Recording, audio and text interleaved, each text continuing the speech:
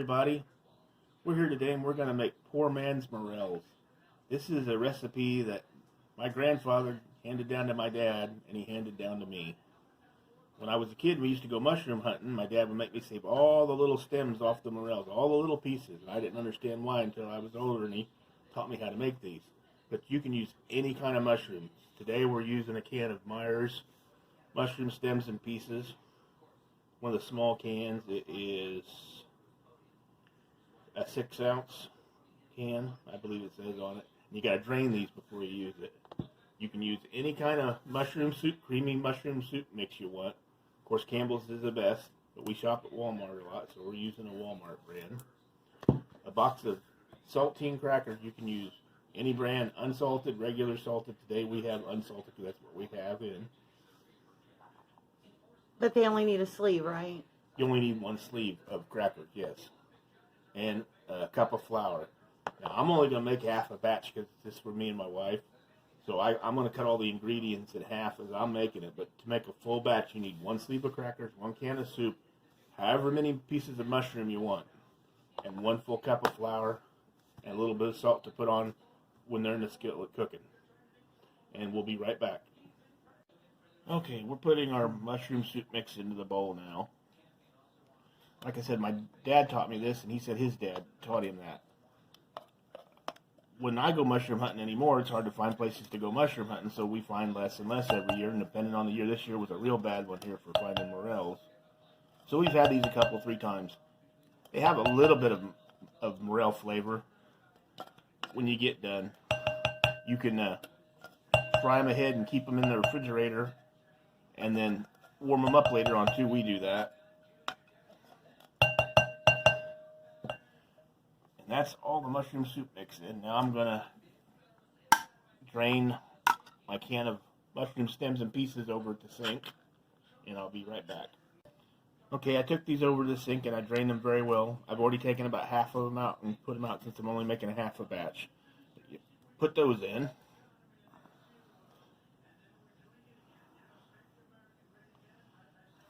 Get the last one out of there. There we go. Now I'm going to stir that part up. Like I said, you can use any mushrooms you want. Morels pieces are the best, of course. Canned mushrooms, white mushrooms, oyster mushrooms, shiitakes, portobellos make really good ones. They have a lot of flavor.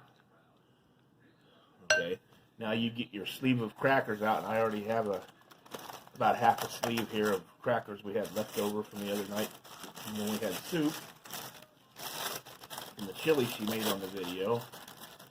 And you take the crackers out and just crunch them up down in there. You don't want to pulverize them, you don't want them too fine, but not like that, because they'll break up more as you're stirring it up. And that's about half a sleeve right there. And then you just take the time to start mixing it around. My dad taught me a lot of things. He was one of those kids that was born back in the Depression, and he taught me a lot of little recipes and stuff like that that his family had because they didn't have a whole lot of money, and he has 1 brother and 6 sisters. So I got an uncle and 6 aunts.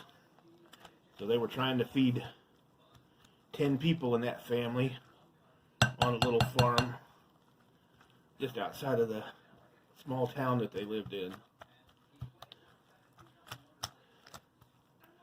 Get that all stirred up good like that. Now it's time you gotta clean that off, and you're gonna get your hands into it. Make sure you've washed your hands well. You want to start pushing it together a little bit and seeing how it's coming out. It's got to be slightly sticky without being too sticky. Sometimes you have to take a little of the flour you have in your cup and mix with it right off the bat to get some of the moisture out. I think it depends on the mushrooms and it depends on the kind of soup you're using. My wife added a little flour to it for me because the consistency was a little too wet. Like I said, it's something you have to play with depending on the soup you have and the mushrooms. So I've broken up my crackers, I've mixed it with my hands, I got it to about the right consistency. Now I'm going to take and scoop some out and put my flour out on my plate.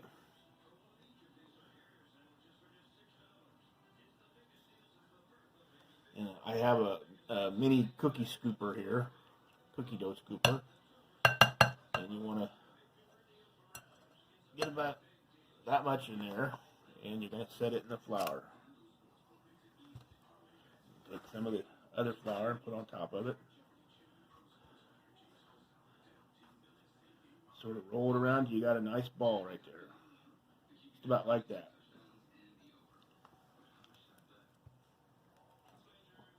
You can use a spoon, you can use a spatula, you can use your hands, whatever you want to use to scoop these things out with. This is just how I learned to do it. My dad taught me a spoon, but I like this better. And you're really going to love these when they get done. Like, they're crunchy, they're really good when they're hot. And we'll be right back. Okay, I've got half a dozen of them ready. We'll do some more after we're done on the video. But I've taken them all and I've rolled them in the flour, so now they're not sticky anymore. And we're heading over to the stove. Okay, I've got my grease ready. It's set on about medium. There's about 1/4 to 1/2 inch in there. About 350 degrees. I've got a spatula, another plate ready with some paper towels for when they come out, and salt. So we're going to start setting them in.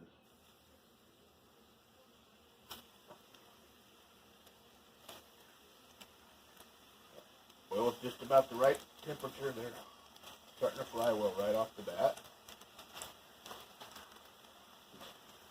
We're going to let them fry for probably about a minute, like this right here. Okay, they've been cooking at 350 degrees for about a minute. I'm going to take my salt shaker and I'm going to take just a little salt on the uncooked side. Then I'm going to take my spatula, take a little grease, and put over the top, pressing down.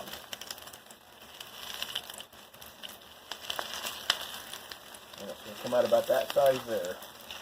Like I said, size really doesn't matter on these. You do want to get them, try to get them down thin. When you're cooking them, they'll cook better that way. And the reason I put the grease on them is to keep them from sticking so bad to the spatula when I'm doing the pressing. And that's why I do that.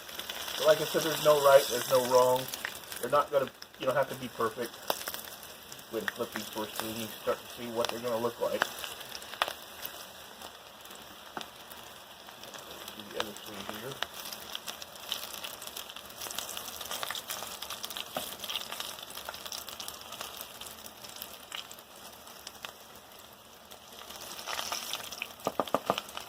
It's like a real mushroom. It's going to be nice and crispy and thin. The way to fry them, they get done better. And they'll have more flavor.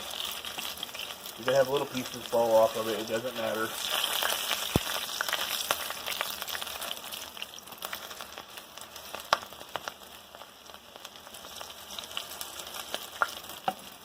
My dad taught me several poor man's recipes. Like I said, he was a kid growing up in the Depression, so his family had to eat whatever they had at the time. And they were farmers. He said they grew little crops and they had a few animals on the farm and stuff like that. I gotta let these cook for just another minute like this on this side till they start getting that nice brown look to them. They're not quite there yet. And then I'll do one more flip. Make sure they're all good and done. And don't waste these little tidbits either, because they're going to taste just the same. Take them out. When I'm done with them, I take them out and I lay them on the plate that's already covered with a paper towel, and I put a little more salt on them. Salt is to taste, so you need to try that on your own to see how salty you like it. And they're done cooking now, so we're going to take them out and put them on our plate to let them drain. I'll get the rest of them going here in a minute and transfer them over to the skillet and cook them. Like I said, there's no perfect. I've made them where they turned out in little pieces, and I've made them where they turned out really good like these ones. And I'm going to sprinkle tops with just a little bit of salt. We're going to let these cool down, and we'll be right back. Okay, I've got our poor man's morels plated. I put a little ranch in the penguin for the penguin. She likes to dip hers in ranch dip like breaded mushrooms. I like mine plain, just the way they are. And you can adjust the salt however you like I said. So let's try them and see what they taste like. Notice all the little gibbles. Sometimes they taste it better than the bigger pieces. Dippy time. Man, I'm glad. It's Oh. something to do with the flavor of the mushroom and the soup and the crackers. When you first take that first bite, it's like biting into a fresh cooked morel that's got nice and crispy with the breading on the outside. Sorry, but I took another bite because it's really good. You can see the insides of them there. And like I said, don't throw any of these away. All these little tidbits, man, they're the best. Crunchification. Crunchification, that's absolutely right. If you like this video and like to learn more poor man's recipes that have been passed down to me and that I've learned, leave comments for us on how you like them, if you make them, how they turned out. And don't forget to enter our Pootie Doo Halloween contest that's going on right now.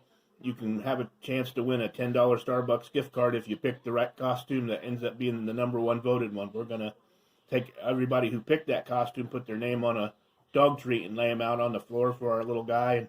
And whatever one he goes and grabs first, $10 Starbucks gift card. Thank you guys and have a good fall.